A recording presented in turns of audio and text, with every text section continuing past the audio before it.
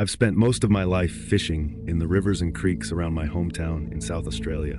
There's this one spot out near the Coorong where I'd go to fish, usually by myself. It's remote, quiet, and the fishing's always been great there. At least, it used to be. This one particular weekend, I had a few days off work and decided to head out for some solo fishing. The weather was perfect, overcast but not too cold, with a bit of a breeze coming in off the water. I'd loaded up my truck with all my gear and set off early, driving down the narrow dirt roads until I reached my usual spot, this little bend in the river where the water's deep and slow-moving. This area has a bit of a reputation. You hear stories growing up about the Bunyip, this old Aboriginal legend of a creature that lives in the waterways, waiting to drag people under. I never gave it much thought. Just one of those things you hear as a kid to keep you from wandering off alone. I always figured it was more about keeping us safe from drowning or getting lost than anything real. Anyway, I got to the spot, set up, and sat on my esky near the riverbank and cast my line in. The day was going as nothing out of the ordinary. The water was calm, and aside from the occasional bird, it was just me and the river. I spent most of the afternoon sitting there, reeling in a few decent fish, enjoying the peace and quiet. As the sun started to dip lower, things took a turn. It was around late afternoon when I noticed something odd. The usual sounds of the bush, like birds, insects, the wind in the trees, had gone completely silent. If you spend enough time in the outback, you know that's never a good sign. It's like the whole place was holding its breath. I got this strange feeling like I was being watched. I shrugged it off at first, thinking it was just my imagination. Maybe a storm was coming in, or maybe I was just tired from the long day.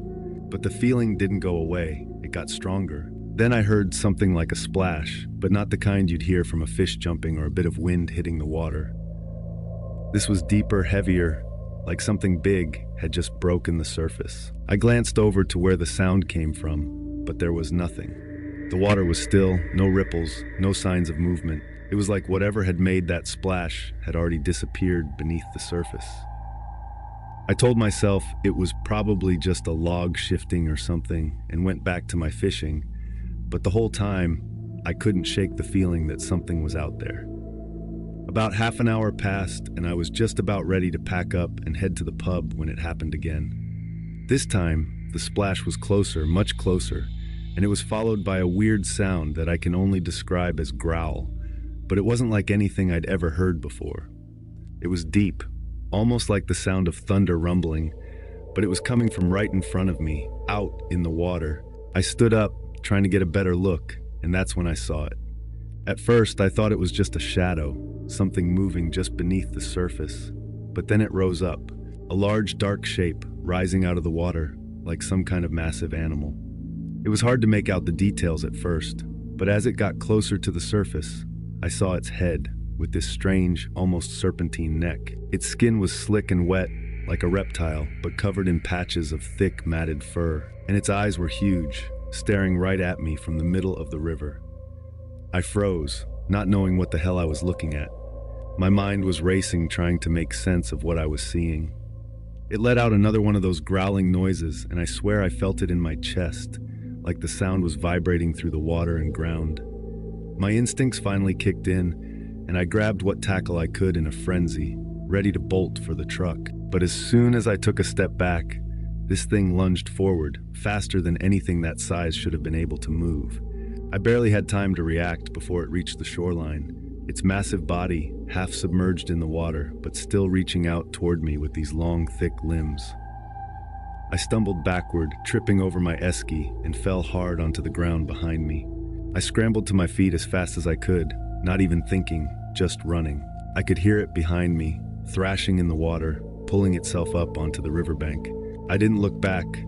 I didn't want to see how close it was. I just ran, heart pounding, legs burning, until I reached my truck. My hands were shaking, but I managed to get the door open. I jumped in, slammed the door, and floored it out of there, not even caring about the tackle I left behind. I didn't stop driving until I was back in town, heart racing, mind still trying to make sense of what had just happened.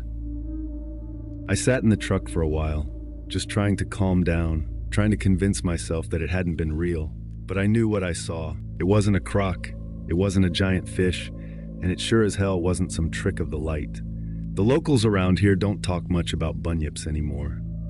Most people write them off as just a myth, something to scare the kids. But after that experience, I'm telling you, there's something out there in the rivers, something old, something dangerous. I haven't been back to that spot since, and I don't plan to. If you're smart, you'll stay away from those waters too.